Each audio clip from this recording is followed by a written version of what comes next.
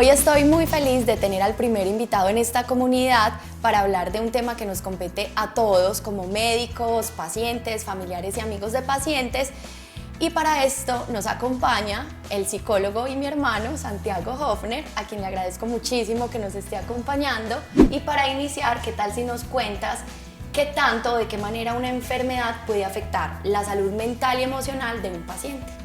Bueno, Nati, hola, muchas gracias por la invitación. Creo que para ocuparnos del tema de la enfermedad desde el ámbito de la salud mental, habría que preguntarnos primero por cuál es la relación que tiene la persona con su propio cuerpo, ¿cierto? Porque en el momento en que llega el paciente a su consulta, no llega únicamente con unos síntomas de una enfermedad, sino que también llega con una queja por esos síntomas, una queja por eso que le duele, una queja por eso que le molesta. Y digamos que cuando se trata de una enfermedad aguda, puede ser que llegue una urgencia física, emocional, haga sus estragos y se vaya, en el mejor de los casos.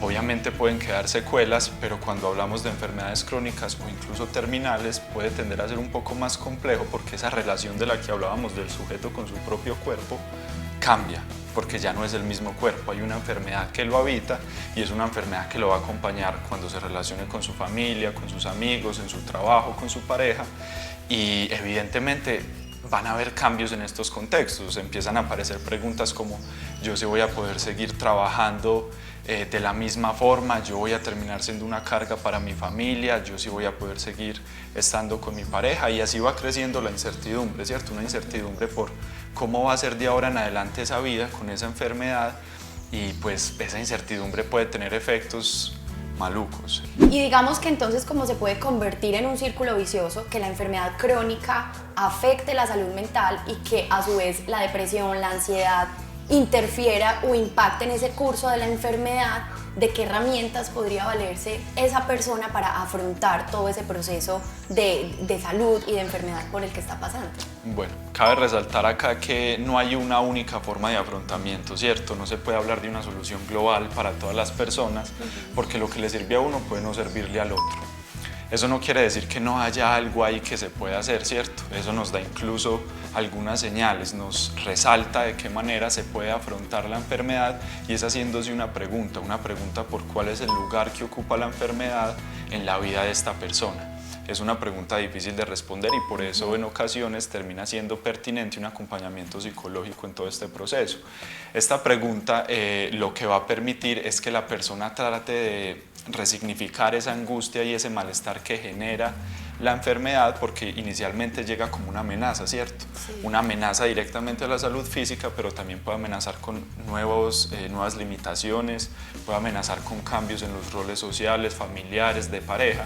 Y eso es complicado. Entonces, poder hacerse esa pregunta, ¿por qué lugar ocupa la enfermedad?, de cierta manera es adelantarse, anticipar un poco a esa incertidumbre que crece para mitigar esa angustia, mitigar ese malestar.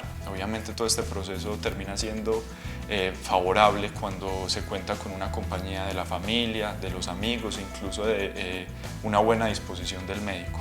Muy importante, Santi, eso que acabas de mencionar, el papel que juega los amigos y la familia en todo esto, y quisiera que profundizáramos un poquito más sobre esto. Pues como lo dijiste, la pregunta anterior ya algunas pistas sobre el papel que cumple la familia o los amigos en todo este proceso, y es que contar con una red de apoyo termina siendo un factor muy importante en todo este proceso de mejoramiento o de manejo de la enfermedad, porque llega la angustia, llega el malestar, y poder sostenerse de una compañía hace que todo esto tenga como un impacto menos fuerte. Siempre va a ser fuerte, pero va a ser menos fuerte en este caso. Por eso, incluso cuando se trabaja con el paciente, es importante poder hablar con la familia, hablar con ese círculo cercano, porque de esa manera se puede comenzar a generar un entorno de protección para el paciente. Muchas gracias por todas estas herramientas y estos conceptos que nos pueden ayudar a todos a apoyar y a acompañar a los pacientes que están cursando con un proceso de enfermedad o de condición de salud en especial.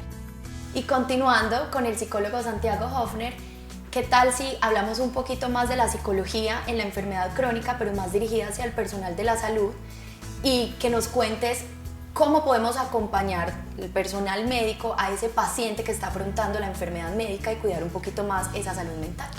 Aquí hay algo muy importante y es algo que favorece tanto al cuidado de la salud mental del paciente como del médico, y es conocer los límites de la responsabilidad.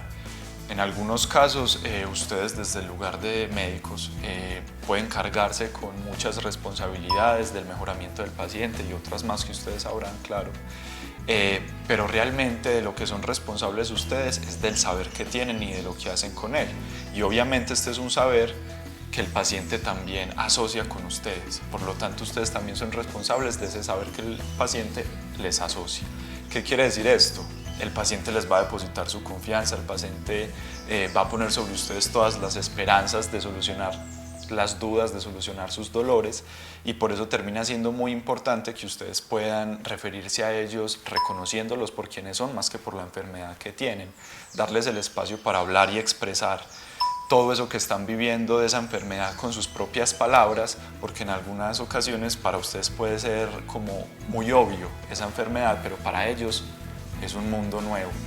Por eso tener paciencia y tratar de brindarle toda la claridad posible al paciente para que esa incertidumbre de la que tanto hemos hablado disminuya un poco, va a permitir que a su vez disminuya ese malestar, disminuya esa angustia y se entre a todo este proceso de vivir con una enfermedad y sea un poco más ameno.